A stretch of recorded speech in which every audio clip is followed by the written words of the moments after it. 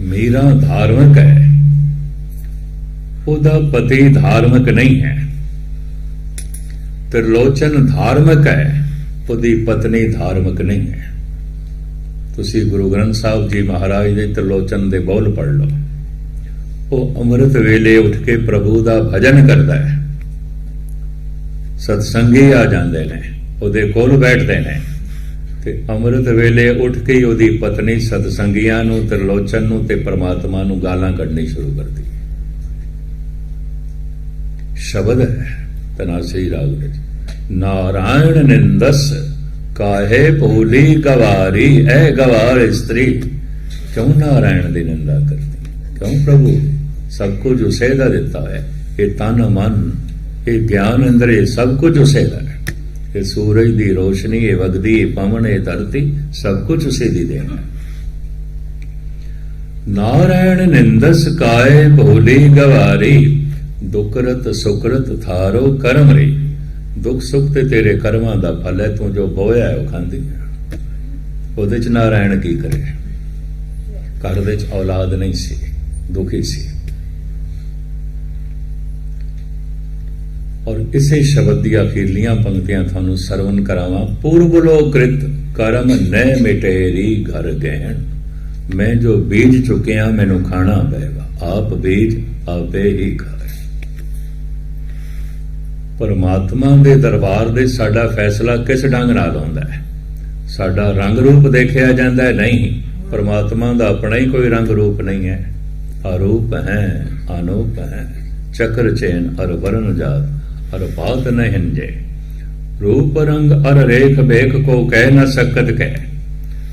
साडी जात पात दे मुताबिक फैसला होंदा है, परमात्मा दी अपनी जात पात कोई नहीं है। ना तात है, ना मात है, ना जात है, ना पात है। साडे रंग दे मुताबिक फैसला होंदा है, काला है, गोरा है, सांवरा है। ਉਹਦਾ अपना ही कोई रंग नहीं, ते रंग दे आधार ते किस तरह फैसला करेगा? साडे मजहब दे मुताबिक फैसला करदा है, हिंदू है, मुस्लिम है, सिख है, ईसाई है, जैनी है, बौद्धी है, यहूदी है, फारसी है, कतई नहीं। परमात्मा का अपना ही कोई मजहब नहीं है। पंक्तियां थानू सरवण करावां, ध्यान नाल सुनना। जाप साहब, नमस्तं अमजवे नमस्तस्त अजवे। नमस्कार है प्रभु, तेरा कोई मजहब नहीं। ना तो हिंदू है, ना तो मुस्लिम है, ना तो सिख है, ना तो ईसाई है, ना तो यहूदी है, ना तो पारसी है, ना तो जैनी है, ना तो बौद्धी है। जिहदा अपना ही कोई मजहब नहीं। मजहब तो एक रस्ता होता है। मजहब नूं संस्कृत दे च पंथ कहते हैं। पंथ, रस्ता। पंथ दे अखरी अर्थ ने रस्ता, ते जिहड़ा पंथ ते चले उहनूं पंथी कहते हैं। ते जिहड़ा पंथ धर्म नाल संबंधित होवे उहनूं कहंदे ने धर्म पंथ। तो इस्लाम एक पंथ है, हिंदू एक पंथ है, जैन एक पंथ है, बौद्ध एक पंथ है, ईसाईयत एक पंथ है, सिख एक पंथ है। ਵੱਖ-ਵੱਖ ਰਸਤਿਆਂ ਤੋਂ ਦਰਿਆ ਸਾਗਰ ਤੱਕ ਪਹੁੰਚਦੇ ਨੇ, ਵੱਖ-ਵੱਖ ਰਸਤਿਆਂ ਤੋਂ ਮਨੁੱਖ ਪਰਮਾਤਮਾ ਤੱਕ ਪਹੁੰਚਦੇ ਨੇ। ਪੰਥ ਨੇ, ਰਸਤੇ ਨੇ। ਪਰਮਾਤਮਾ ਨੇ ਕਿਧਰੇ ਵੀ ਨਹੀਂ ਪਹੁੰਚਣਾ, ਉਹਦਾ ਕੋਈ ਪੰਥ ਨਹੀਂ ਹੈ। ਪਰਮਾਤਮਾ ਤੱਕ ਪਹੁੰਚਣ ਦੇ ਪੰਥ ਨੇ। ਪਰਮਾਤਮਾ ਤੇ ਵਿਆਪਕ ਹੈ, ਐਸਾ ਥੋੜੀ ਇੱਕ ਜਗ੍ਹਾ ਹੈ ਤੇ ਦੂਜੀ ਜਗ੍ਹਾ ਨਹੀਂ। ਉਹ ਤੇ ਵਿਆਪਕ ਹੈ, ਉਹਨੇ ਕਿੱਥੇ ਜਾਣਾ ਹੈ? ਉਸ ਤੋਂ ਬਿਨਾਂ ਤੇ ਹੋਰ ਕੁਝ ਹੈ ਹੀ ਨਹੀਂ। ਉਹ ਤੇ ਨੈਚਲ ਹੈ, ਟਿਕਿਆ ਹੋਇਆ ਹੈ। इस वास्ते साहब कहते उसका कोई मजहब नहीं। नमस्तं अमजवे नमस्तस्त अजवे। जे मजहब के आधार ते वो साडा फैसला नहीं करता, जात पात करके, रंग रूप करके, वर्ण करके, कौम करके, देश करके, भाषा करके जे साडा फैसला नहीं करता, तो साडे फैसले का आधार की होता है? किस बिना ते साडा फैसला करता है? गुरु नानक देव जी महाराज कहते ने, करमे करमे होए विचार, सच्चा आप सच्चा दरबार। वो जो सच्चा है, जेदा दरबार सच्चा है, उत्थे सिर्फ कर्मां दे विचार होंदे, सिर्फ कर्मां दे, और कुछ भी नहीं। कीता होया कर्म बीज है, इन्हां दा फल की है दुख ते सुख। मैं जरूर कोई ऐसा बीजे है जो मैं दुखी हाँ, मैं जरूर कोई ऐसा बीजे है जो मैनू सुख मिले। दुख सुख फल है, कर्म बीज है, आप बीज आपे ही खाए। इस वास्ते गुरु नानक देव जी कहते हैं अपने दुखों लई भुल के भी किसी को दोषी ना ठहराए।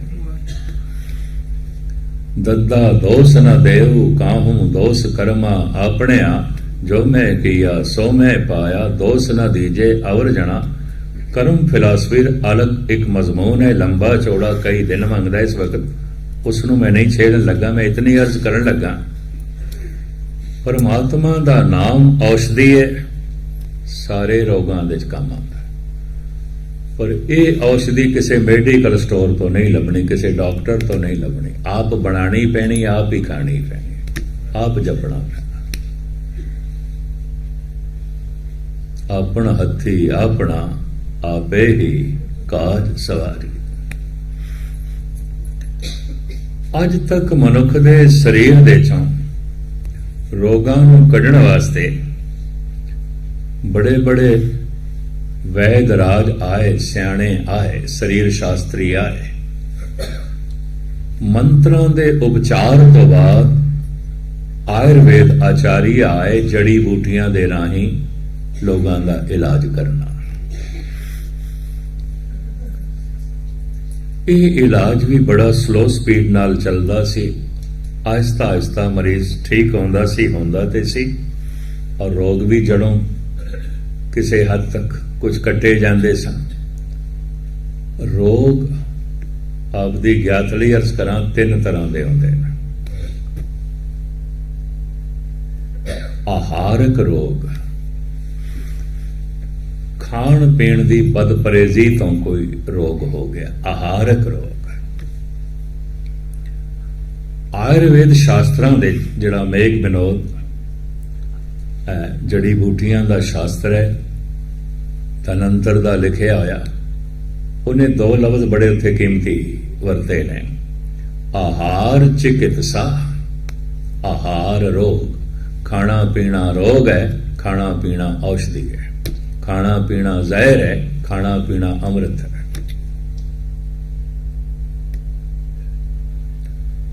आहार रोग, खाना पीना रोग है। आहार चिकित्सा, खाना पीना औषधि है, इलाज है, दवाई है, दारू है, अमृत है।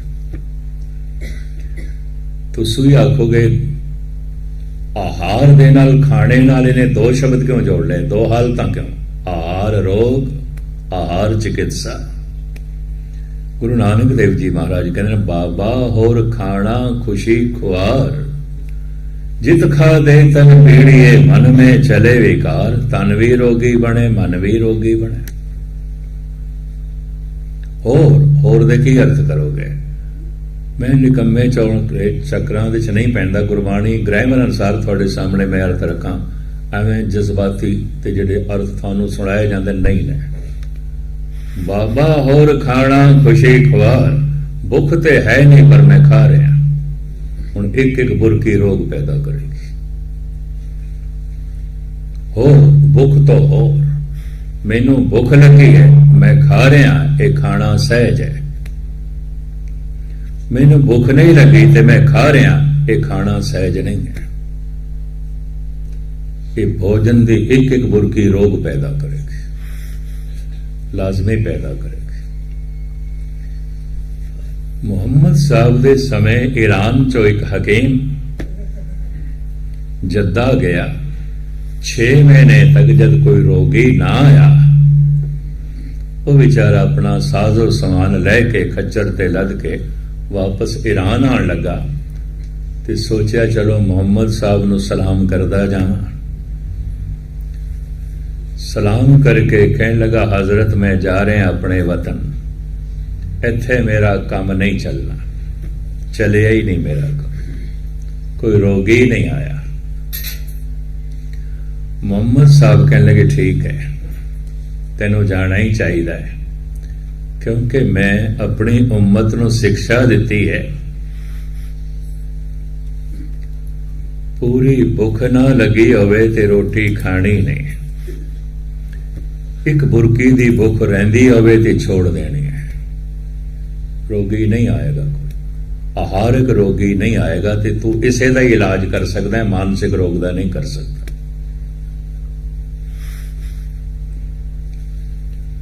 आहार रोग बाबा और खाना खुशी खुआर, भुख ते है नहीं, खाई जा रहा है, एक एक बुरकी रोग पैदा करेगा। और शरीर दे बैलेंस नूं, संतुलन नूं बिगाड़ के रख देगी। पंज तत्त जिहड़े ने इन्हां दा बैलेंस बिगड़दियां शरीर बादी हो सकदा है, शरीर पित्त प्रधान हो सकदा है, शरीर कफ प्रधान हो सकदा है। बैलेंस बिगड़ गया पानी दा, एक कफ प्रधान हो जाएगा। इनू दमा इत्यादक होर भी बथेरा कुछ हो सकता है। संतुलन बिगड़ गया गर्मी का शरीर दे, क्योंकि परमात्मा ने अंदर नाप तोल के गर्मी रखी है। तो एक प्रधान रोग हो सकते हैं, कई तरह के रोग हो सकते हैं। वायु प्रधान बादी हवा, हवा का बैलेंस अंदर बिगड़ गया, ऐसिया चीजा खांदा रहा जो बादी सन, बाद हवा नूं कहंदे ने। आयुर्वेद आचार्य कहते हैं शरीरक रोग पैदा ही इन्हां तिन्हां तो होंदे ने, वात पित्त कफ, बैलेंस दे बिगड़दे हैं, ते जड़ी बूटियां इस बैलेंस नूं ठीक करदियां। सिर्फ शरीर दे रोग दा इलाज है, लेकिन सिर्फ शरीर रोगी थोड़ी हुंदा है, मन दे रोग ने। इस युग दे इस सदी दे ते मानसिक रोगां दी भरमार हो गई है। मैंटल हॉस्पिटल दे पागलां लई थां नहीं रही, दिमागी संतुलन डावां-डोल होंदा जा रहा है। ये आहारक रोग नहीं, मानसिक रोग ने, और बढ़ते जा रहे हैं सारी दुनिया च। चिंता मानसिक रोग है, क्रोध मानसिक रोग है, शिखर तो वधिया होया लोभ हंकार मानसिक रोग है। ये मन दे संतुलन नूं, बैलेंस नूं बिगाड़ के रख देंदे ने। एक वैद बड़ियां दवाइयां सजा के बैठा सी, ते मरीज भी उहदे कोल आ रहे सन। नबज देख के दवाई दे रहा सी। धन गुरु नानक देव जी लंघे और हस पे। वैद सतगुरु नूं देख के थले आया, सजदा कीता, आख्या महाराज आप हस पे हो, मैनू वेख के, मरीजां नूं वेख के, या मेरियां दवाइयां नूं? सतगुरु कहन लगे तिन्नां नूं वेख के हासा आया है। क्यों? तैनूं मूल रोग दा ते कोई ज्ञान नहीं है, तैनूं रोगां दी जड़ दा ते कोई ज्ञान नहीं है, ते वैद बनिया होया है। मरीजां ते भी हासा आया है, जिसनों मूल रोग का ज्ञान नहीं, उहदे कोल इलाज कराने वास्ते आए ने। ते तेरियां दवाइयां ते भी मैनू हासा आ गया है, जो मूल रोग नूं कटदियां ही नहीं ते सजा के रखियां हुई ने। वैद हाथ जोड़ के कहंदा है महाराज फिर वो मूल रोग की है? गुरु ने कहा जिन्हों तू ठीक कर देना है, वो क्या तेरे को फिर नहीं आंदा? महाराज फिर भी आंदा है। इसदा मतलब है तू रोगां दी जड़ नहीं कटदा। दर्द होवे दुख रहे शरीर, ऐसा दारू लगे ना वीर। ये दारू रोगां दी जड़ नूं नहीं कटदा, नहीं कटदा। फिर महाराज वो जिहड़ा जड़ है, वो जिहड़ा बुनियादी रोग है, वो की है? धन गुरु नानक देव जी दसदे ने, ध्यान नाल सुनना। सतगुरु कहते ने दुख विछोड़ा, एक दुख भुख, एक दुख सकत वार जम जो, एक दुख रोग लगे तन धाए, वैद न भोले दारू लाए। ये जिहड़ा मन परमात्मा नूं भुला के टुट के जी रहा है, बेशतर रोग इस तो पैदा होंदे ने। परमेश्वर ते भुलिया व्यापन ਸਭੇ ਇਹ ਮੂਲ ਰੋਗ ਹੈ। ਭਾਈ ਸਾਹਿਬ ਭਾਈ ਨੰਦ ਲਾਲ ਦਾ ਇੱਕ ਵਾਕ, ਗਮ ਚੇ ਬਾਸ਼ਦ ਦੁੱਖ ਕੀ ਹੈ, ਗਮ ਕੀ ਹੈ, ਗਫਲਤ ਅਜ਼ ਯਾਦੇ ਖੁਦਾ। ਭਾਈ ਸਾਹਿਬ ਕਹਿੰਦੇ ਨੇ ਪ੍ਰਮਾਤਮਾ ਨੂੰ ਭੁੱਲ ਜਾਣਾ ਹੀ ਦੁੱਖ ਹੈ, ਰੋਗ ਹੈ। ਔਸ਼ਧੀ ਕੀ ਹੈ, ਯਾਦ ਆਂਬਾ ਮਨ ਤੇ ਹਾ, ਉਹਦੀ ਯਾਦ ਹੀ ਮਹਾ ਆਨੰਦ ਹੈ। ਤੁਧ ਚਿਤ ਆਏ ਮਹਾ ਆਨੰਦਾ, ਜਿਸ ਵਿਸਰੇ ਸੋ ਮਰ ਜਾਏ ਜੀਵ। ਭਾਈ ਸਾਹਿਬ ਤੇ ਅੱਗੇ ਹੋਰ ਵੀ ਕਹਿੰਦੇ ਨੇ, ਹਰ ਚੇ ਗਾਫਿਲ ਸ਼ੁੱਧ। ਭਾਈ ਸਾਹਿਬ ਭਾਈ ਨੰਦ ਲਾਲ, ਹਰ ਚੇ ਗਾਫਿਲ ਸ਼ੁੱਧ ਅਜ਼ ਨਾਦਾਨ ਭਵਨ, ਗਰਗਦਾ ਬਾਸ਼ਦਵਾ ਗਰ ਸੁਲਤਾਨ ਭਵਨ। ਅਗਰ ਬਾਦਸ਼ਾਹ ਹੈ ਜਾਂ ਭਿਖਾਰੀ ਹੈ, ਪਰਮਾਤਮਾ ਨੂੰ ਯਾਦ ਨਹੀਂ ਕਰਦਾ, ਭੁੱਲਿਆ ਹੋਇਆ ਹੈ, ਇਹ ਦੋਵੇਂ ਮੂਰਖ ਨੇ। ਨਿਰਧਨ ਹੈ ਤੇ ਚਾਹੇ ਧਨਵਾਨ ਹੈ, ਪੜਾ ਲਿਖਾ ਹੈ ਤੇ ਭਾਵੇਂ ਅਨਪੜ੍ਹ ਹੈ, ਦੋਵੇਂ ਮੂਰਖ ਨੇ। ਇੱਕ ਅਨਪੜ੍ਹ ਮੂਰਖ ਹੈ, ਇੱਕ ਪੜਾ ਲਿਖਾ ਮੂਰਖ ਹੈ। ਪੜਿਆ ਮੂਰਖ ਆਖੀਏ, ਜਿਤ ਲੱਭ ਲੋਭ ਅਹੰਕਾਰ। ਹਰ ਚੇ ਗਾਫਿਲ ਸ਼ੁੱਧ ਅਜ਼ ਨਾਦਾਨ ਭਵਨ, ਗਰਗਦਾ ਬਾਸ਼ਦਵਾ ਗਰ ਸੁਲਤਾਨ ਭਵਨ। ਭਾਵੇਂ ਬਾਦਸ਼ਾਹ ਹੈ, ਭਾਵੇਂ ਨਿਰਧਨ ਹੈ, ਅਗਰ ਪ੍ਰਭੂ ਨੂੰ ਯਾਦ ਨਹੀਂ ਕਰਦਾ ਤਾਂ ਮਹਾਮੂਰਖ ਹੈ। ਮੂਰਖਾਂ ਸਿਰ ਮੂਰਖ, ਮੂਰਖਾਂ ਸਿਰ ਮੂਰਖ ਹੈ, ਜੇ ਮੰਨੇ ਨਾਹੀ ਨਾ ਗੁਰੂ ਨਾਨਕ। ਉਹਨੂੰ ਭੁੱਲ ਜਾਣਾ ਹੀ ਮਹਾਰੋਗ ਹੈ। ਦੁੱਖ ਵਿਛੋੜਾ ਇੱਕ ਦੁੱਖ ਭੁੱਖ, ਇੱਕ ਦੁੱਖ ਸਖਤ ਵਾਰ ਜਮਦੂਤ। ਇੱਕ ਦਿਨ ਰੋਗ ਲਗੇ ਤਨ ਧਾਏ, ਵੈਦ ਨਾ ਭੋਲੇ ਦਾਰੂ ਲਾਏ। ਅਸਲੀ ਵੈਦ ਕੌਣ ਹੈ?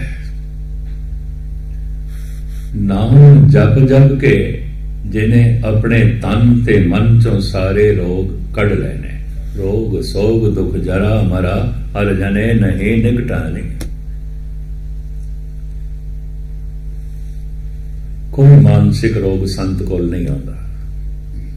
ਨਿੱਕੀ ਨਿੱਕੀ ਗੱਲ ਤੇ ਕ੍ਰੋਧਤ ਹੁੰਦੇ ਮੈਂ ਸੰਤ ਦੇਖੇ ਨੇ, ਨਾਰਾਜ਼ ਹੁੰਦੇ ਮੈਂ ਸੰਤ ਦੇਖੇ ਨੇ, ਹੰਕਾਰ ਦੀ ਪੰਡ ਚੁੱਕੀ ਹੋਈ ਸੰਤ ਨੇ।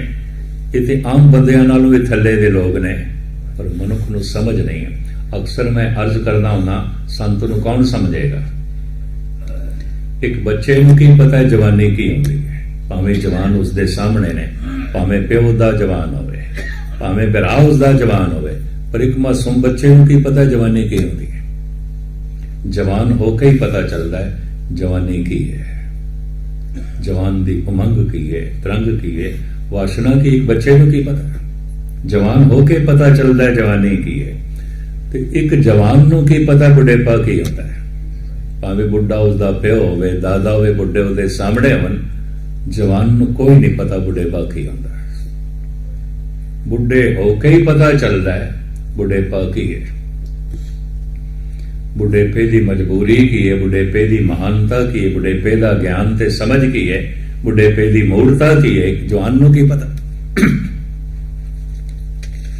ਪਰ ਇੱਕ ਬੁੱਢੇ ਨੂੰ ਕੀ ਪਤਾ ਹੈ ਮੌਤ ਕੀ ਹੁੰਦੀ ਹੈ? ਮਰ ਕੇ ਹੀ ਪਤਾ ਚੱਲਦਾ ਹੈ ਮੌਤ ਕੀ ਹੈ। ਇਹ ਵੀ ਮਹਿਸੂਸ ਕਰਦੇ ਭਾਵੇਂ ਸੈਂਕੜੇ ਦਫਾ ਸ਼ਮਸ਼ਾਨ ਘਾਟ ਗਿਆ ਹੋਵੇ, ਭਾਵੇਂ ਸੈਂਕੜੇ ਮੁਰਦਿਆਂ ਨੂੰ ਇਸ਼ਨਾਨ ਕਰਾਇਆ ਹੋਵੇ, ਇੱਕ ਬੁੱਢੇ ਨੂੰ ਕੀ ਪਤਾ ਮੌਤ ਕੀ ਹੁੰਦੀ ਹੈ? ਮਰ ਕੇ ਹੀ ਪਤਾ ਚੱਲਦਾ ਹੈ ਮੌਤ ਕੀ ਹੈ। ਸੰਤ ਹੋ ਕੇ ਹੀ ਪਤਾ ਚੱਲਦਾ। ਸੰਤ ਕਿਹਨੂੰ ਕਹਿੰਦੇ ਨੇ? ਇਹ ਵੱਡ ਉੱਚਾ ਹੋਵੇ ਕੋਏ, ਤਿਸ ਉੱਚੇ ਕੋ ਜਾਣੇ ਸੋਏ। ਦੂਰ ਕਿਉਂ ਜਾਈਏ, ਪਰਮਾਤਮਾ ਹੋ ਕੇ ਹੀ ਪਤਾ ਚੱਲਦਾ ਹੈ ਪਰਮਾਤਮਾ ਕੀ ਹੈ। ਹਰ ਜਨ ਐਸਾ ਚਾਹੀਏ ਜੈਸਾ ਹਰਿ ਹੀ ਹੋਏ, ਸੋਚ ਭਇਓ ਅਨ ਕਤੇ ਨਾ ਜਾਈ। ਕਬੀਰ ਕਹਿੰਦੇ ਮੈਂ ਸੱਚ ਹੋ ਗਿਆ, ਪ੍ਰਭੂ ਹੋ ਗਿਆ। ਸੰਤਾਂ ਦੀ ਸੰਗਤ ਕਰਦਿਆਂ ਕਰਦਿਆਂ ਸੰਤਨ ਸੰਗ ਕਬੀਰਾ, ਵਿਗੜਿਓ ਸੋ ਕਬੀਰ ਰਾਮ ਹੋਏ ਨਿਗਰ। ਬਿਗੜਿਓ ਕਬੀਰਾ ਰਾਮ ਦੁਹਾਈ, ਸਾਚ ਭਇਓ ਅਨ ਕਤੇ ਨਾ ਜਾਈ। ਬੂੰਦ ਜਦ ਸਾਗਰ ਦੇ ਲੀਨ ਆਉਂਦੀ ਹੈ ਤਾਂ ਪਤਾ ਚੱਲਦਾ ਹੈ ਸਾਗਰ ਕਿਤਨਾ ਮਹਾਨ ਹੈ। ਪ੍ਰਭੂ ਵਿੱਚ ਲੀਨ ਹੋ ਕੇ ਉਹਦੀ ਮਹਾਨਤਾ ਦਾ ਪਤਾ ਚੱਲਦਾ ਹੈ। ਤੇ ਇਤਨੀਆਂ ਵਿਚਾਰਾਂ ਇਸ ਵਕਤ ਪ੍ਰਵਾਨ ਕਰਨੀਆਂ। ਇੱਕ ਸੰਤ ਜਦ ਪ੍ਰਭੂ ਦਾ ਨਾਮ ਜਪਦਾ ਹੈ, ਉਹਦਾ ਮਾਨਸਿਕ ਰੋਗ ਚਲਾ ਜਾਂਦਾ, ਉਹਦਾ ਕ੍ਰੋਧ ਦਇਆ 'ਚ ਬਦਲ ਜਾਂਦਾ ਹੈ, ਉਹਦਾ ਲੋਭ ਸਬਰ ਸੰਤੋਖ ਦੇ 'ਚ ਬਦਲ ਜਾਂਦਾ ਹੈ, ਉਹਦਾ ਮੋਹ ਪ੍ਰੇਮ ਦੇ 'ਚ ਬਦਲ ਜਾਂਦਾ ਹੈ, ਉਹਦਾ ਹੰਕਾਰ ਨਿਰਮਾਣਤਾ ਦੇ 'ਚ ਬਦਲ ਜਾਂਦਾ ਹੈ, ਉਹਦਾ ਕਾਮ ਸ਼ੀਲ ਸੰਜਮ ਤੇ ਸਰਬਗ੍ਰਸਤ ਦੀ ਸੀਮਾ ਤੱਕ ਰਹਿ ਜਾਂਦਾ ਹੈ। ਉਹ ਮਾਨਸਿਕ ਤੌਰ ਤੇ ਨਵਾਂ ਨਰੋਆ ਹੋ ਜਾਂਦਾ ਹੈ ਕਿ ਜੈਸੇ ਮਨ ਦੇ ਚੋਂ ਰੋਗ ਨਿਕਲਦੇ ਨੇ, ਉਹਦੇ ਤਨ ਦੇ ਚੋਂ ਵੀ ਨਿਕਲ ਜਾਂਦੇ। ਰੋਗ ਸੋਗ, ਰੋਗ ਤਨ ਦੇ ਚ ਆਉਂਦੇ ਨੇ, ਸੋਗ ਮਨ ਦੇ ਚ ਆਉਂਦਾ। ਰੋਗ ਸੋਗ ਦੁੱਖ ਜਰਾ ਮਨਾ ਹਰ ਜਨੇ ਨਹੀਂ ਨਿਕਟਾਨੇ। ਇਹ ਕਾਮ ਕ੍ਰੋਧ ਲੋਭ ਮੋਹ ਅਹੰਕਾਰ ਭਾਵੇਂ ਜ਼ਹਿਰ ਹੋਣ, ਪਰ ਸੰਤ ਪ੍ਰਭੂ ਦਾ ਨਾਮ ਜਪ ਕੇ ਇਹਨਾਂ ਨੂੰ ਅੰਮ੍ਰਿਤ ਬਣਾ ਦਿੰਦਾ। ਸੁੰਦਰ ਫੁੱਲਾਂ ਦੇ ਬੀਜ ਬੜੇ ਕਰੂਪ ਆਉਂਦੇ ਨੇ, ਪਰ ਕਿਸਾਨ ਜਦ ਬੋ ਦਿੰਦਾ ਬੜੇ ਸੁੰਦਰ ਫੁੱਲ ਨਿਕਲਦੇ। ਕ੍ਰੋਧ ਭਾਵੇਂ ਕਰੂਪ ਹੋਵੇ, ਨਾਮ ਜਪ ਕੇ ਕ੍ਰੋਧ ਹੀ ਦਇਆ ਬਣ ਜਾਂਦਾ ਹੈ, ਵੀਰ ਰਸ ਬਣ ਜਾਂਦਾ। ਹੰਕਾਰ ਹੀ ਨਿਮਰਤਾ ਦਾ ਰੂਪ ਧਾਰਨ ਕਰ ਲੈਂਦਾ ਹੈ, ਲੋਭ ਹੀ ਸਬਰ ਸੰਤੋਖ ਬਣ ਜਾਂਦਾ ਹੈ।